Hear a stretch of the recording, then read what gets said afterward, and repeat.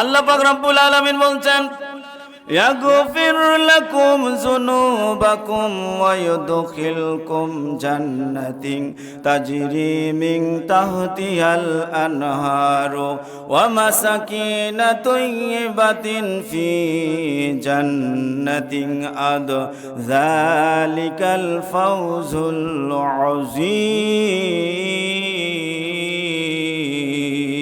আল্লাহু আকবার। আল্লাহ পাক রব্বুল আলামিন বলেন, কখন যখন কোন মুমিন জান্নাতে প্রবেশ করবে, জান্নাতে প্রবেশ করার আগে আল্লাহ পাক রব্বুল আলামিন ইয়াগফির লাকুম যুনুবাকুম, তার জীবনের গুনাহ মাফ করে দিবেন। বলেন সুবহানাল্লাহ। কাফেরদের জীবনের গুনাহ কি মাফ হবে?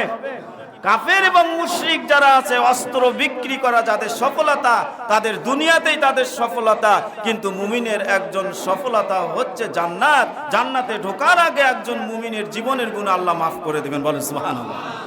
জীবনের